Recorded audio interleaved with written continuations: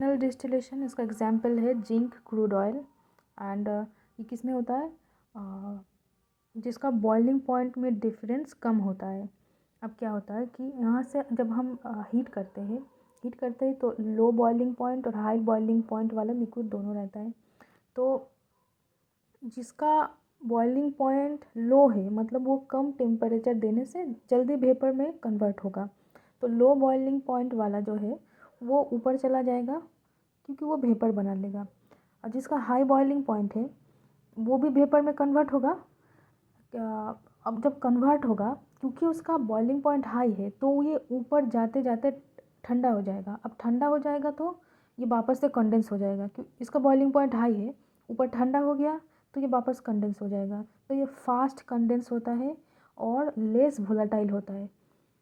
जिसका high boiling point है इसका कंडेंसेशन फास्ट होता है एंड लेस वोलेटाइल है। जिसका बॉइलिंग पॉइंट लो है, लो बॉइलिंग पॉइंट, वो बहुत धीरे धीरे कंडेंसेशन होता है एंड उसका वोलेटिलिटी ज़्यादा है। अब क्यों ये धीरे धीरे कंडेंस होता है, क्योंकि उसका बॉइलिंग पॉइंट ऑलरेडी लो है, तो ऊपर जाते जाते उतना ज़्यादा टेम्परेचर गिरता नहीं है। मतलब जितना टेम्परेचर गिरता है उसमें उसमें भी वो वेपर फेज में रह पाता है, इसलिए ये धीरे धीरे कंडेंस होता है जिसका बॉइलिंग पॉइंट लो है। अब ये क्या होगा कि लो बॉइलिंग पॉइंट वाला टॉप मोस्ट पर पहुंचेगा। अब इधर से जो लो बॉइलिंग पॉइंट वाला लिक्विड आता है, यहाँ आके कंडेंसर से इसको यहाँ पर स्टोर किया जाता है। तो इस स्टोरेज में कौन रहेगा, लो बॉइलिंग पॉइंट वाला। और इधर जो इधर से वापस कंडेंस हो रहा था, मतलब हाई बॉइलिंग पॉइंट वाला, वो यहाँ वापस यहाँ स्टोर हो जाएगा। तो हम अलग कर दिए, तो इधर रहेगा हाई बॉइलिंग पॉइंट वाला लिक्विड, इधर रहेगा लो बॉइलिंग पॉइंट वाला लिक्विड। सबसे ऊपर कौन जाएगा, लो वाला, तो इसीलिए लो यहाँ पर आ जाता है। अब है कि फ्रैक्शनेटिंग कॉलम।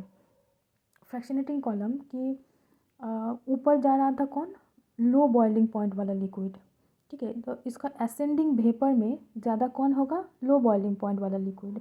और जो कंडेंस्ड हो रहा था लिक्विड नीचे, उसका बॉइलिंग पॉइंट ज़्यादा रहेगा।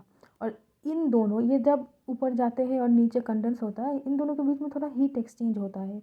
अब यहाँ पर एक लाइन है कि it's a very important line, some of the condensing liquid in the fractionating column obtains heat from the ascending vapour.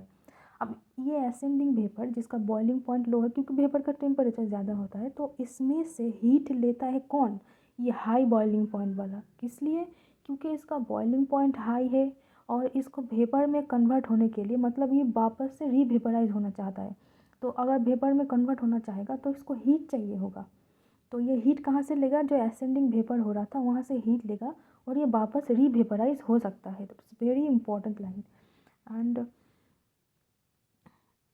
और फ्रैक्शनेटिंग कॉलम, और एक लाइन है कि दैट प्रोवाइड सरफेस, इसका काम क्या है, ये सरफेस प्रोवाइड करवाता है फॉर हीट एक्सचेंज।